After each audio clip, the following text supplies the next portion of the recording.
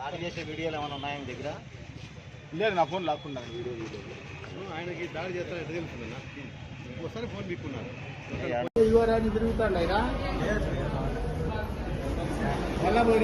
Samsung M15 phone కూడా లాక్కొని వెళ్ళారు. దానికి సంబంధించిన దానికి కూడా కంప్లైంట్ కూడా ఈరోజు కంప్లైంట్లు యాడ్ చేస్తున్నాం. వాళ్ళ పేర్లు ఏమైనా చెప్పగలవా? హరీష్ బాబు, ప్రవీణ్ యాదవ్, మిగతా వాళ్ళందరూ ఉన్నారండి. వాళ్ళు వేరే ఊరోళ్ళు. హరీష్ బాబు అనే అతను తెలుసు నాకు, ఎందుకంటే పేపర్లు అంతా చూస్తున్నాము. ఇంకో అతను ప్రవీణ్ యాదవ్ అంటే రెయిన్బో గ్లాసెస్ పెట్టుకొని ఇంకా హైట్ ఉన్నాడు. ఆయన వచ్చేసి నాకు ప్రవీణ్ యాదవ్, నేను కర్నూలు అని చెప్పేసి నన్ను భుజం మీద చేసి బయటికి లాక్కొని పోయి బలవంతంగా నేను ఏదో మాట్లాడిస్తాను అనుకున్నా, తీసుకొని పోయి పక్కన పడేసి బలవంతంగా కొట్టాడు. ఆయనతో పాటు సుమారు 5-6 మంది ఉన్నారు. ఇప్పుడు హరీష్ గారు కూడా కొట్టాడు. హరీష్ కూడా కొట్టాడండి. కొట్టాడు, లేదు బతకలేవు నువ్వు, ఈ ఊర్లో తిరగలేదు, చంపుతామని కూడా బెదిరించాడు.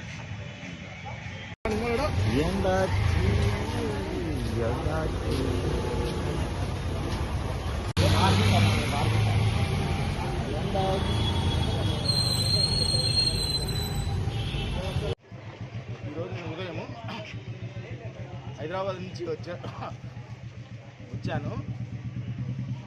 ఉదయం 7 గంటలకి ధర్మవరంలో దిగి 8:30-9కి ఇక్కడ మా అన్న సదరన్ ఉందంటే నువ్వు రా, నేను నడచలే అంటే మా అన్నతో పాటుకి ఇక్కడ వచ్చాను.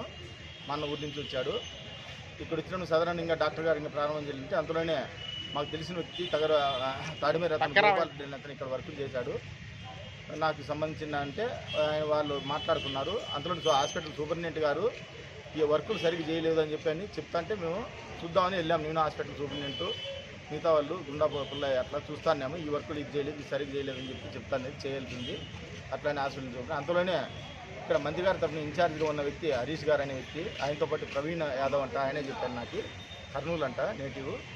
ఆయనతో పాటు మరికొంత జనం వచ్చారు. వాళ్ళు మాకు మినిస్టర్ గారికి ఎలక్షన్స్లో మేము సపోర్ట్ చేయలేదని, మేము తెలుగుదేశం పార్టీ అని, అదేవిధంగా మేము వరదాపురం సూరి వర్గం అని మనసులో పెట్టుకొని మమ్మల్ని చంపాలనే ఉద్దేశంతో ఈరోజు నా మీద తీవ్రంగా దాడి చేశారు.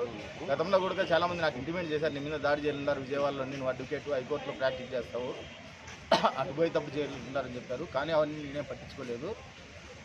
అదేవిధంగా వాళ్ళు నన్ను ఇక్కడ ఆమె ఎటువంటి అభివృద్ధి చేసినా చేయకపోయినా కూడా అటువంటివి కూడా అభివృద్ధి జరగలేదనే విషయాలు కూడా సోషల్ మీడియాలో ఎక్కడ కూడా పెట్టకూడదు, మేము చేస్తే ఏ పనులు కూడా చెప్పకూడదు అని చెప్పారు. ఇట్లాంటి వాటికి చేస్తే ఎవరికైనా ఇదే పరిణామాలు ఉంటాయని చెప్పేసి వాళ్ళు నన్ను తీవ్రంగా హెచ్చిస్తూ ఈరోజు నన్ను చంపాలనే ఉద్దేశంతో నా మీద తీవ్రంగా దాడి చేశారు. ఇది పక్కన ఓపీ దగ్గర జరిగింది. నన్ను కొట్టిన వెంటనే అక్కడ ఓపీ వాళ్ళు ఉన్న వ్యక్తులందరూ వచ్చేసి నన్ను అడ్డపడి ఇమీడియట్గా ఎమర్జెన్సీ తెచ్చారు. లేకుంటే వాళ్ళు నన్ను ఈరోజు చంపాలనే ఉద్దేశంతో నా మీద దాడి చేశారు. హైకోర్టు న్యాయవాదిగా ఈ సంఘటన ఎట్లా చూస్తారు? ఈరోజు కాదు, ధర్మంలో గతంలో 2010 జూలై 10 రాగిరెడ్డిని ఎంపీడీపీ ఆఫీస్కి చెప్పారు.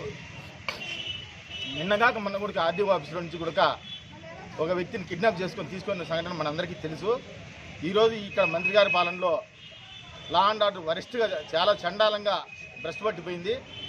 మినిస్టర్ గారు ఎప్పుడో మిరుపుతిరిగి మాదిరి అట్లా వచ్చిపోతున్నాడు. కానీ ఇక్కడ ఈ లోకల్ వ్యక్తులు కూడా ఆయన ఆఫీస్ ఇన్ఛార్జీలుగా పెట్టుకోమని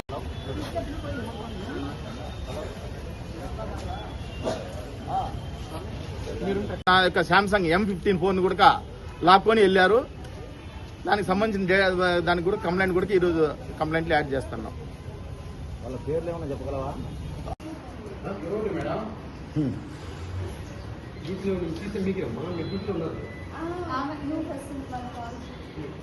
అభివృద్ధి చేయకపోయినా అవి ఎవరికి బయటకు పబ్లిక్ తెలిసే విధంగా ఫేస్బుక్లో కానీ సోషల్ మీడియాలో దేంట్లో కూడా పెట్టకూడదని చెప్పేసి పెడితే ఇట్లాంటి పరిణామాలు ఉంటాయి ఎవరికైనా అని చెప్పి కూడా హెచ్చరించారు. మీరు ఇంతకుముందు ఏమైనా పెట్టినారా ఫేస్బుక్ లేట్ సరిగ్గా పనిచేయలేదు అనే ఉద్దేశంతో కొన్ని పెట్టిన దానికి మినిస్టర్ గారికే మీరు వ్యతిరేకంగా పెడతారని ఆ ఉద్దేశంతో ఆ మాటలు కూడా మమ్మల్ని తిక్కారు. ప్రవీణ్ యాదవ్, మిగతా వాళ్ళందరూ ఉన్నారండి. వాళ్ళు వేరే ఊరోళ్ళు. హరీష్ బాబు అనే అతను తెలుసు నాకు, ఎందుకంటే పేపర్లు అంతా చూస్తున్నాము. ఇంకో అతను ప్రవీణ్ యాదవ్ అంటే రెయిన్బో గ్లాసెస్ పెట్టుకొని ఇంకా హైట్ ఉన్నాడు. ఆయన వచ్చేసి నాకు ప్రవీణ్ యాదవ్, నేను కర్నూలు అని చెప్పేసి నన్ను భుజం మీద చేసి బయటికి లాక్కొని పోయి బలవంతంగా నేను ఏదో మాట్లాడిస్తాను అనుకున్నా, తీసుకొని పోయి పక్కన పడేసి బలవంతంగా కొట్టాడు. ఆయనతో పాటు సుమారు 5-6 మంది ఉన్నారు. హరీష్ కూడా కొట్టాడండి. కొట్టాడు, లేదు బతకలేవు నువ్వు, ఈ ఊర్లో తిరగలేవు, చంపుతామని కూడా బెదిరించాడు. పని చేశావు మొన్నటి వరకు కూడా మా తమ్ముడు కూడా ఇక్కడ ఉన్నాడు. ఇట్లాంటి వ్యక్తి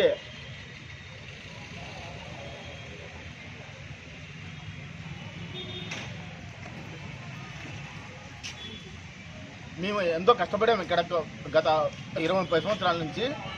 కానీ కేవలం మేము వరదాపురం సూర్యవర్గము తెలుగుదేశం పార్టీకి సపోర్ట్ చేస్తున్నాము ఉద్దేశంతో ఈ మినిస్టర్ గారు ఈరోజు మా మీద దాడి చేశారు.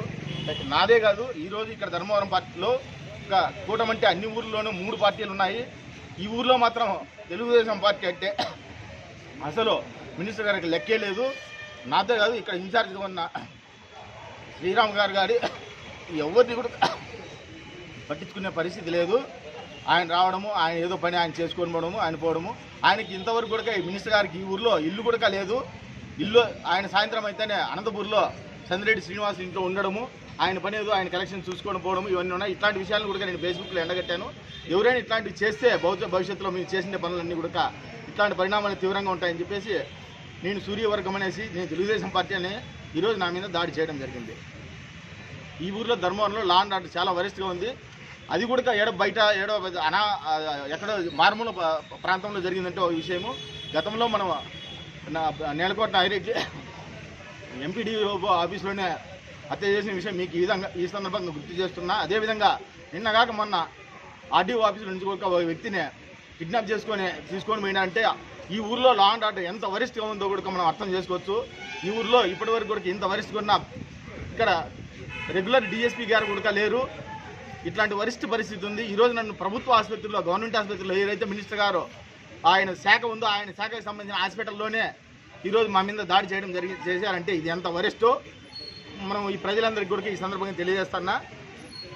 ఇట్లాంటి పరిస్థితులు లేకోకుండా ప్రభుత్వం కూడా సీరియస్గా తీసుకోవాలని చెప్పేసి నేను మా పార్టీ దృష్టి కూడా తీసుకొని పోతే చంద్రబాబు నాయుడుకి, లోకేష్ గారి దృష్టి కూడా